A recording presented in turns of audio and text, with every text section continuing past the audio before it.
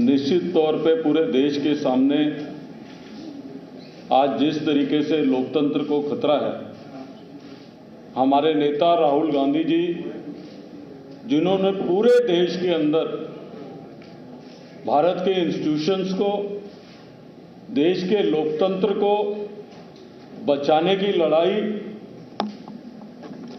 पूरे देश के अंदर जिस हमारे नेता ने छेड़ रखी है, तो ऐसे में कांग्रेस जब लोकतंत्र के ऊपर इतना बड़ा हमला हो रहा हो, कांग्रेस पार्टी उससे पीछे रहे, ये प्रश्न ही नहीं पैदा हो सकता। हम मजबूती के साथ इस देश के लोकतंत्र को बचाने की लड़ाई के साथ इंडिया गठबंधन के अपने सभी पार्टनर्स के साथ मजबूती के साथ कांग्रेस पार्टी खड़ी है। आज बहुत दुख और चिंता की विषय है, और ये दुख और चिंता केवल कांग्रेस के लिए, आप पार्टी के लिए और इंडिया गठबंधन के लिए नहीं है, ये तमाम भारतवासियों के लिए तकलीफ की बात है। नौजवान पीढ़ी के लोगों से, नौजवान पीढ़ी जो हमारा भविष्य है, उन लोगों से मैं विशेष करके ये अपील करना चाहता हूं। अभी जिक्र हो रहा था कि कल शहीदी दिवस था भगत सिंह जी का, राजगुरु जी का, सुखदेव जी का। इतनी कम उम्र में उन्होंने क्यों शहादत दी थी? महात्मा गांधी जी ने इस देश के नौजवानों को, इस देश की अधिकतर आबादी को लेके करो और मरो का नारा किस लिए दिया था?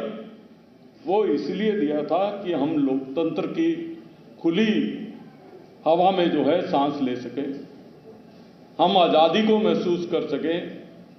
आज जिस तरीके का माहौल आ रहा है, ऐसे माहौल की कल्पना तो महात्मा गांधी जी ने और भगत सिंह जी ने और बाकी शहीदों ने नहीं की होगी।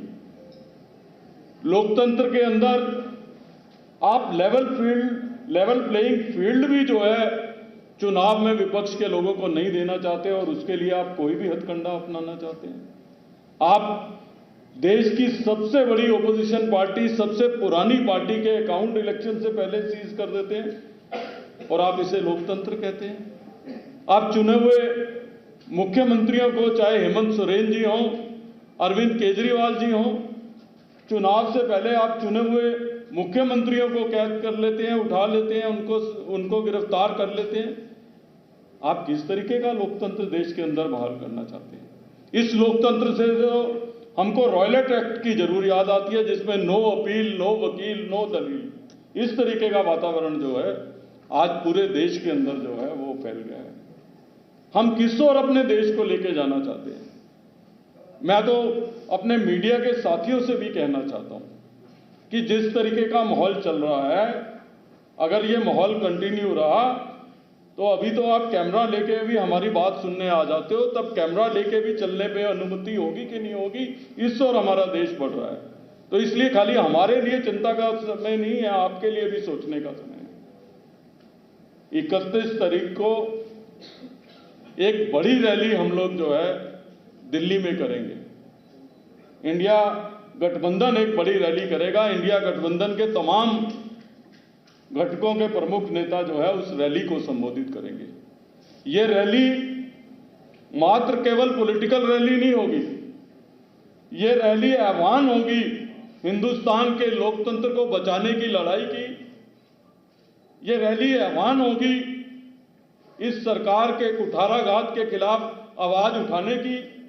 ये रैली पूरे देश में एक संदेश देगी कि देश के लोग, जिसके हमारे पुरखों ने जो है कुर्बानी दे के आजादी की लड़ाई लड़ी थी, उस पुरखों की कुर्बानी को, इनके मंसूबों को कामयाब नहीं होने देगी कि उन पुरखों की कुर्बानी जो है वो जाया जाए हिंदुस्तान के लोकतंत्र के ऊपर। क्योंकि दुनिया में एक तरफ आप मदर ऑफ डेमोक्रेसी कहते हैं इंडिया को, इसलिए पूरे दुनिया के अंदर जब अगर हिंदुस्तान में डेमोक्रेसी के ऊपर खतरा आता है तो पूरी दुनिया के अंदर हमारी साख के ऊपर दब्बा लगता है। हम इन लोगों को दुनिया के अंदर भारत की साख पे दब्बा लगने के, इनके मंसूबों को कामयाब नहीं होने देंगे। और उस रैली में मैं भी अपील करना चाहता हूं तमाम जी न्यूज़।